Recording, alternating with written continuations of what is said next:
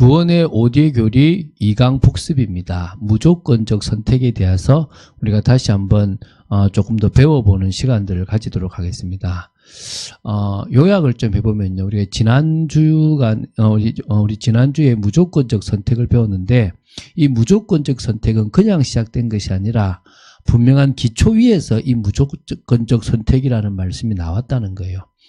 특별히 뭐냐면 하나님의 영원하신 구속 계획에 대한 작정에 기초하고요. 특히 하나님의 주권 또 하나님의 사랑에 기초해서 하나님이 조건 없이 사람을 선택하시겠다라고 하는 겁니다. 그래서 무조건적 선택의 의미를 본다면 선택받은 대상의 조건에 관계없이 하나님께서 많은 전체 인구 중에서 골라서 선택해서 뽑는다. 이게 뭐죠? 무조건적 선택입니다. 그래서 아무 조건 없이 하나님의 기쁘신 뜻대로 예정하신 자를 골라서 뽑아낸다라는 것이 그것이 바로 이제 무조건적 선택의 의미입니다. 그런 의미에서는 인간의 신앙과 회개 또 인간의 어떤 공로 선행 이런 것들이 아무런 것도 필요가 없다는 사실을 우리는 기억해야 될 줄 믿습니다. 그래서 무조건적 선택의 결과는 뭐냐면 결국 우리는 구원의 확신을 가질 수 있는 거고요. 하나님을 향하여 찬송과 감사가 넘치는 겁니다. 지금 내가 어려움을 당하고 지금 내가 문제가 있고 지금 내가 좀 뭔가 안 된다 하더라도 우리는 영원한 축복을 받아 누리고 살아가는 겁니다. 정말 사단에게 속는 인생이 아니라 하나님을 기쁘시게 하는 인생을 살아가겠다는 것입니다. 그런 축복의 인생으로 여러분 서게 되기 바랍니다. 그런 중에 이제 2강 복습을 합니다. 우리가 지금 새가족들에게는 기본적으로 조금 이 무조건적 선택을 만약에 설명한다. 그렇다면 우리가 좀 더 깊이 있게 그들에게도 설명하고 우리도 알아야 될 것이 구원에 대해서 좀 깊은 이해가 필요하겠죠. 그죠? 그래서 구원에 대해서 그럼 구원을 받는 올바른 믿음에 대해서 한번 좀 더 생각을 해보는 시간들을 가져보는 게 필요할 것 같아서 요 의미를 좀 이렇게 나누려고 합니다. 자, 여러분. 하나님께서 우리에게 구원을 주시려고 해요. 그럼 하나님께서 주시려고 하는 구원은 뭐냐 말입니다. 우리가 보통 우리 입장에서 구원은 해방과 자유라는 것만 있지만 하나님이 주시려고 하는 것은 그 부분도 분명히 있을 건데 그 다음이 있다는 거예요. 로마서를 보니까 우리는 구원에 관심이 있지만 하나님은 의롭다 하는 데 관심이 있더라는 거예요. 여기서 이미 차이가 있는 거예요. 나는 내 문제가 끝나기를 바라겠죠. 나는 아무 문제 없이 내가 하고 싶은 걸 하는 걸 원하겠죠. 하나님 입장에서는 하나님이 만드신 그 목적, 원래 목적대로 인간이 가는 걸 원하시지 않겠습니까? 그런 의미에서 하나님 주시려는 구원에는 분명히 해방과 자유가 있습니다.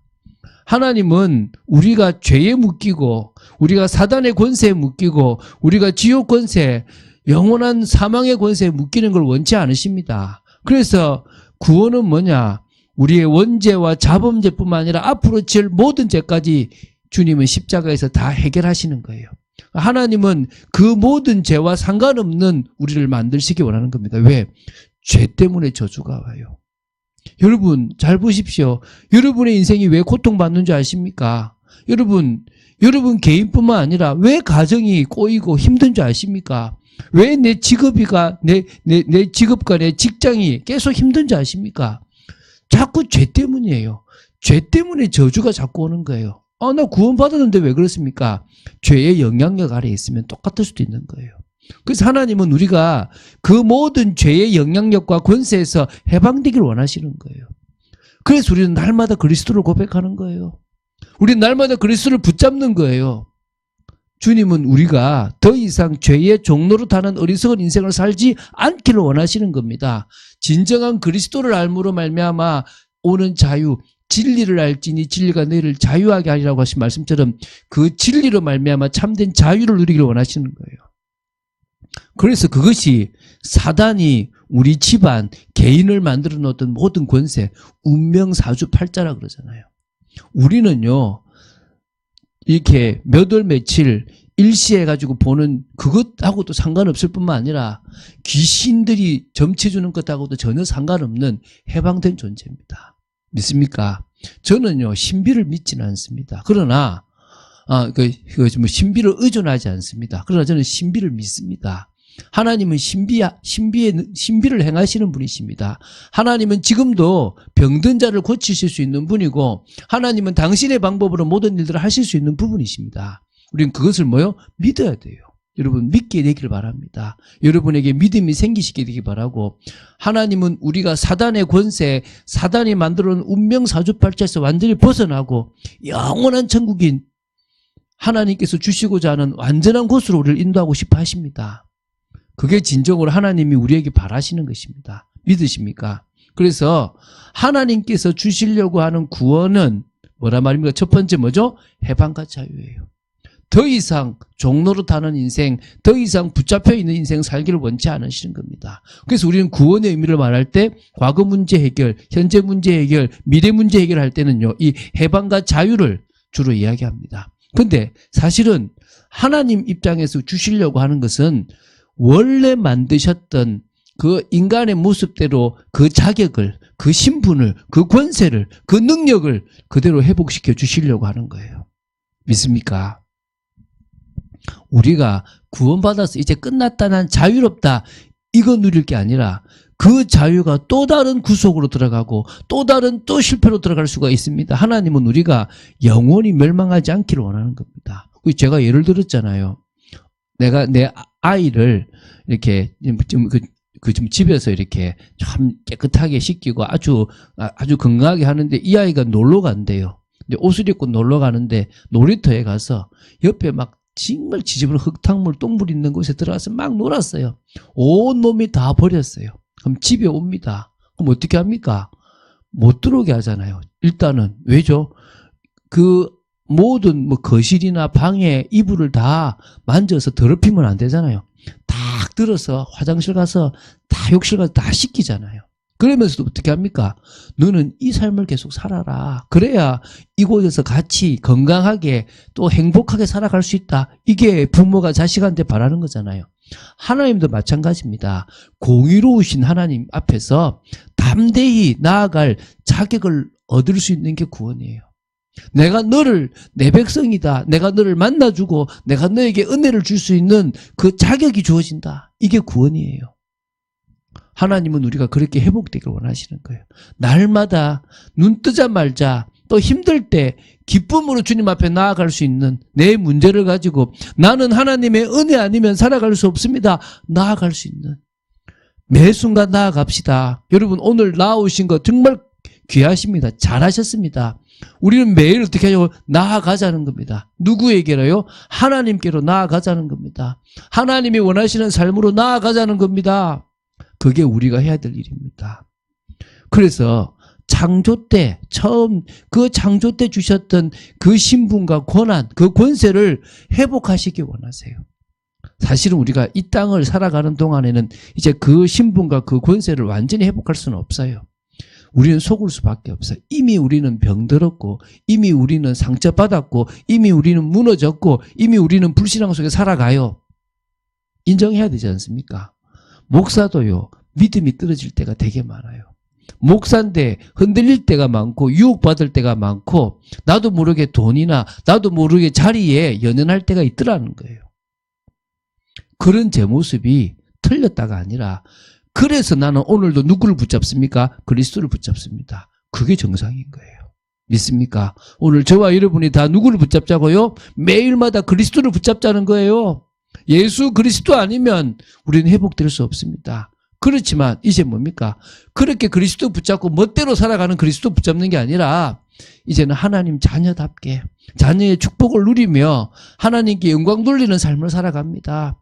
하나님 나라 이루는 삶을 살아갑니다. 그게 신분입니다. 하나님은 그런 구원을 주시길 원하시는 거예요. 하나님은 우리가 그런 축복을 누리기 원하시는 겁니다. 그런 의미에서 구원은 믿음으로 받는 게 분명하고 우리의 어떤 조건 하나도 필요 없지만 구원받은 우리가 이 구원받은 그 은혜들을 날마다 계속 유지해가는 부분도 사실 필요하다는 거예요. 그건 나중에 좀 더 이야기가 될 거고요. 오늘은 그런 것보다는 무조건적 이 선택에 대한 부분에서 구원을 이야기합니다. 자, 인간의 노력이나 행위가 전혀 필요 없는 게 구원이에요. 이게 우리가 믿는 구원입니다. 불교나 캐톨릭에서 말한 것처럼 내가 선행을 많이 해야 된다든지 유대교에서 말하는 것처럼 율법을 지켜야 된다. 이건 틀린 거예요. 첫 번째, 율법을 지키지 않아도 우리는 구원을 받을 수 있습니다. 사실은요, 율법을 지킨다고 구원받는 건 아니에요.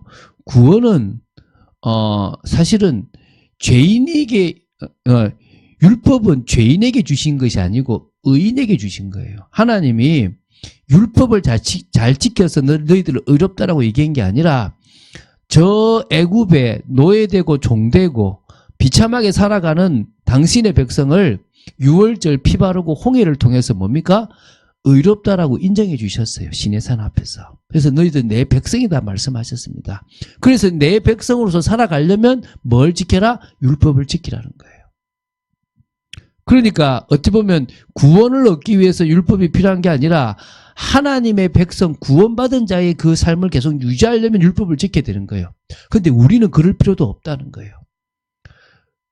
율법을 가지고 구원받으려고 하는 사람은 끝까지 율법을 지켜야 됩니다. 그런데 우리는 율법을 지켜서 구원받은 것도 아니고 죄 문제가 해결된 게 예수 그리스도를 믿음으로 말미암아 구원받았고 죄 문제가 해결됐기 때문에 이제는 그 믿음, 주님께서 보내신 성령의 능력을 믿는 믿음으로 말미암아 우리는 뭐죠? 계속 의로움을 유지할 수가 있는 거예요. 율법을 완성할 수가 있는 겁니다. 우리 어제 봤던 말씀처럼 성령을 따라갈 수 있는 삶을 살아가는 거예요.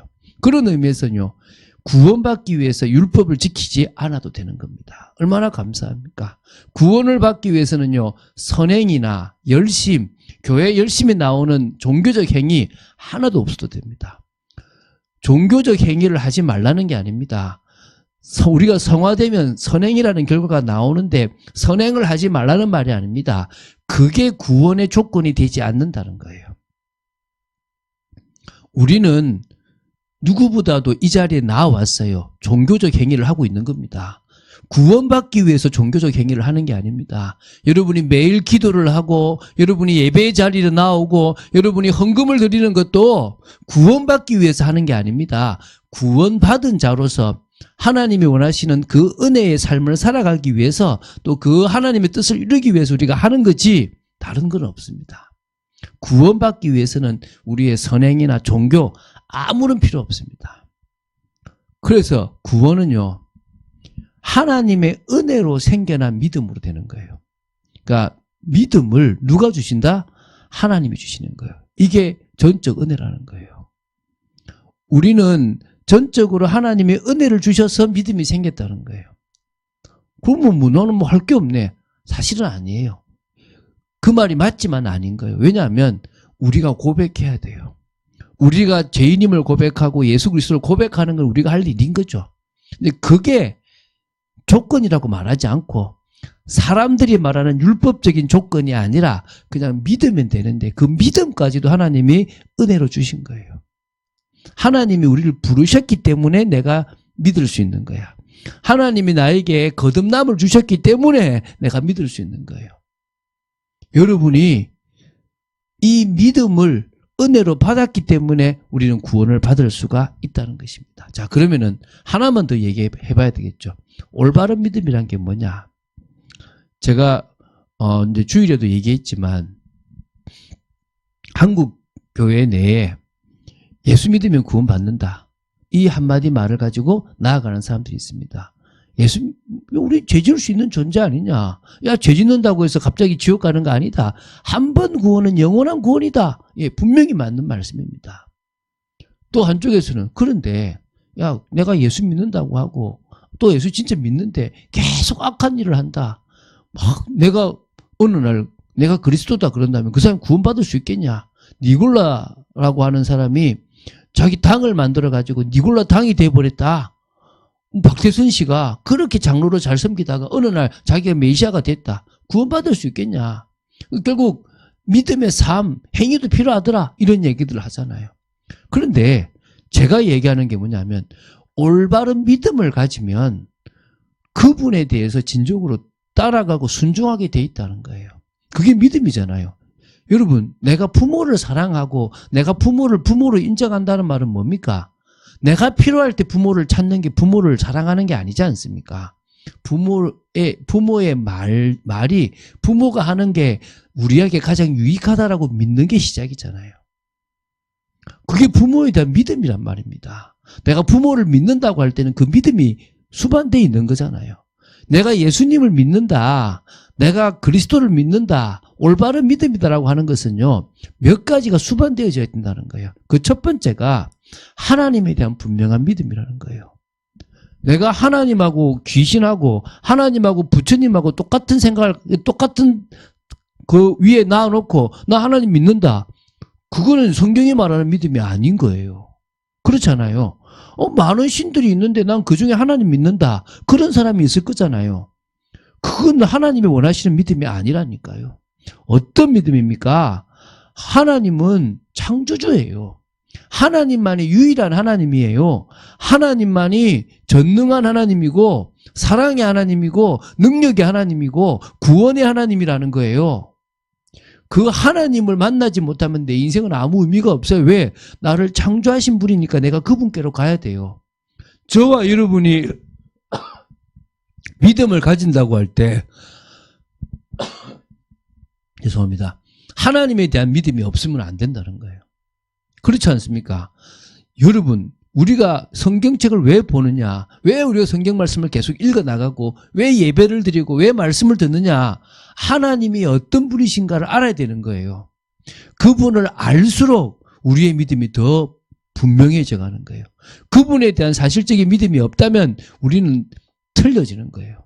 오늘 저와 여러분이 하나님에 대한 분명한 믿음을 먼저 가지시기 바랍니다. 그래서 성경 66권을 통해서 우리는 자꾸 하나님을 알아가는 겁니다. 왜? 계시의 책이니까. 두 번째, 뭘 알아야 됩니까? 내가 올바른 믿음을 가지기 위해서는요, 인간에 대한 믿음이 있어야 돼요. 나는 전적 타락 속에 있는 인간이다. 그래서 나는 하나님의 은혜 아니면 살아갈 수 없는 존재다라는 믿음이 있어야 되는 거예요. 그래야 우리는 누구를 의지하는 겁니까? 하나님을 의지하는 거예요. 여러분, 사람들이 어떤지 아세요? 내가 뭔가를 할 수 있다고 생각을 해요. 난 율법을 지킬 수 있다고 생각돼요.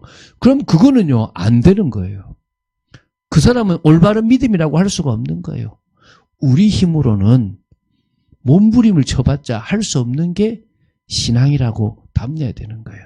전적 타락 속에 있고 구원받을 수 없는 죄악 속에 있고 여전히 구원받아도 죄의 본성을 가지고 있는 게 우리라는 사실을 알아야 되는 거예요. 세 번째, 예수 그리스도에 대한 믿음이에요. 이게 중요한 거죠. 예수 그리스도께서 우리에게 진정한 구원자잖아요. 어떤 구원자입니까? 저 구약 창세기 3장 15절부터 약속된 구원자예요. 하나님이시면서 이 땅에 오신 구원자예요. 어떤 구원자입니까? 유일한 구원자입니다. 우리는요, 예수님에 대한 믿음을 가져야 되는 거예요. 그래야 그게 올바른 믿음이에요. 두 번째, 그 예수님께서 십자가와 부활을 통해서 이루셨다는 거예요. 이게 지금 한마디로 딱 정의되게 되어 있는 거잖아요. 그렇잖아요. 우리가 구원의 길이라고 딱 하는 게 하나님이 어떤 분이고 우리가 어떤 존재고 예수님이 어떤 분인가가 딱 정리되어 있는 거예요. 근데 거기서 조금 더 나가서 실제적으로 하나님을 진짜 깊이 알아야 되는 것이고 인간을 진짜 깊이 알아야 되는 것이고 예수 그리스도가 어떤 분인지를 알아야 된다는 거예요. 그게 진짜 필요한 거예요. 그분이 피로 값주고 사실 만큼 나 대신에 인간 대신에 십자가에서 그 모든 것들을 해결하실 만큼 저주와 재앙을 대신 지실 만큼 크시다는 거예요. 그 다음에 세 번째가 뭐죠? 그분의 죽으심과 연합됨으로 말미암아 사실은 내가 죽은 거예요. 그러면 이제 내가 말하는 내 인생이 아니라 누구의 인생입니까? 주님의 인생이라는 거예요. 주님이 나를 통해서 살아가시는 주님의 인생이라는 거예요. 오늘 이 고백이 될 때부터 우리는 뭐가 시작됩니까? 주님께 나를 드릴 수가 있는 거예요. 우리는요, 주님께 드려지는 인생인 줄 믿으시기 바랍니다. 주님은 우리를 받으시기 원하세요. 이제 내가 너의 인생을 실패의 인생이 아니라 성공의 인생으로 살아가게 하겠다. 이게 하나님이 원하시는 거예요. 그래서 우리는 주님께서 정말 원하시는 성공의 인생을 향해 나아가야 될 줄로 믿습니다. 믿음의 인생, 복된 인생을 향하여 나아가야 될 줄로 믿습니다. 그 축복을 사실적으로 누리지 않으면 안 될 거라고 믿습니다. 자, 그런 의미에서 얼마나 감사합니까? 이 믿음, 하나님에 대한 믿음, 인간에 대한 믿음, 예수 그리스도와 내 인생을 책임진 주님에 대한 믿음이 되어져야 되는 거죠. 그럴 때 우리는요, 이제 진정으로 그 말씀에 따른 순종까지 이어질 수가 있습니다. 자, 정리해 보겠습니다. 자, 무조건적 선택은 너무나 중요한 거죠. 아무 조건 없이, 우리에게 뭔가를 바라시는 것 없이 당신은 우리를 당신의 기준에 의해서 선택하셨어요. 그렇지만 하나가 있죠. 믿으라는 거예요. 그런 의미에서 조건이 꼭 굳이 있다면 믿음이라는 거예요. 근데 그 믿음도 사실은 누가 주시기 때문에 아니라 하나님이 주시기 때문에 우리는 고백만 하면 되는 거예요. 얼마나 감사합니까? 그 어떤 행위에 그 어떤 모습도 필요 없다는 겁니다. 그 사실을 사실적으로 알고 믿는 여러분 되시기를 주 예수 그리스도 이름으로 축원드립니다.